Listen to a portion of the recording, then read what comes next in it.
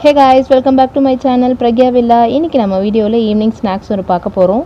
பொரி உருண்டை கேள்விப்பட்டிருப்பீங்க இல்லையா? பேக்கரியில இந்த மாதிரி வெளியில நிறைய சாப்பிட்டுருப்போம். அது எப்படி நம்ம வீட்லயே ஈஸியா செய்யலாம்ன்றத தான் பார்க்க போறோம். வாங்க நம்ம வீடியோக்குள்ள போலாம்.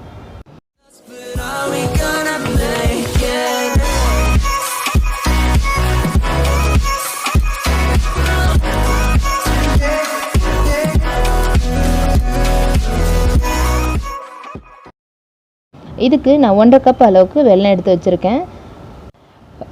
கடாயில் 1/4 கிளாஸ் அளவுக்கு தண்ணி விட்டுட்டு நம்ம எடுத்து வச்சுருக்க வெல்லத்தை அதோடு சேர்த்துட்டு நல்லா கலரி விட்டுட்டே இருங்க.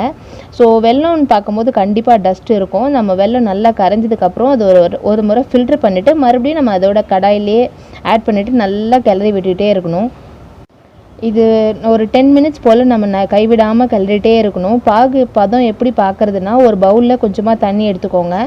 அதில் நம்ம இந்த வெல்லத்தை கொஞ்சமாக ஒரு ட்ராப்பாக விட்டு பாருங்கள். பால் மாதிரி வந்துருச்சு அப்படின்னா அது பாகு ரெடி ஆயிடுச்சுன்னு அர்த்தம். அப்படி இல்லை லிக்யூடாக கரையுதுன்னா இன்னும் கொஞ்சம் நேரம் நம்ம கேஸில் வச்சுட்டே இருக்கணும். நல்லா கிண்டிகிட்டே இருங்க, கைவிடவே கூடாது.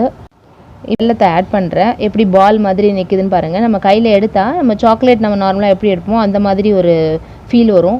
ஸோ இப்போ வந்து நமக்கு பாகு ரெடி ஆகிடுச்சு. பாகு ரெடி ஆன உடனே கேஸை வந்து சிம்மில் வச்சுக்கோங்க.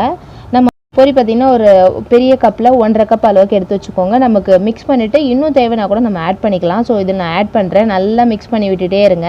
பொரியை போட நல்லா மிக்ஸ் பண்ணி விட்டுட்டே இருக்கணும்.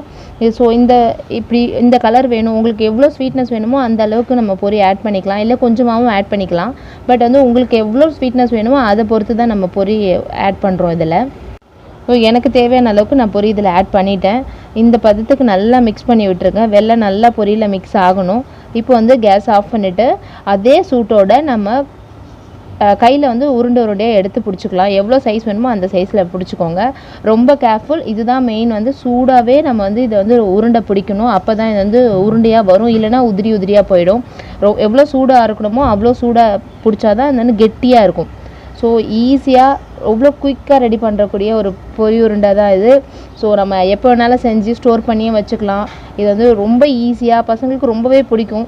இதை ட்ரை பண்ணி பாருங்கள். ட்ரை பண்ணி பார்த்துட்டு எப்படி இருக்குன்னு சொல்லுங்கள். இந்த வீடியோ உங்களுக்கு பிடிச்சா லைக் பண்ணுங்கள், உங்கள் ஃப்ரெண்ட்ஸ் அண்ட் ஃபேமிலிக்கு ஷேர் பண்ணுங்கள். மறக்காமல் பிரக்யா வில்லாக்கு சப்ஸ்கிரைப் பண்ணுங்கள்.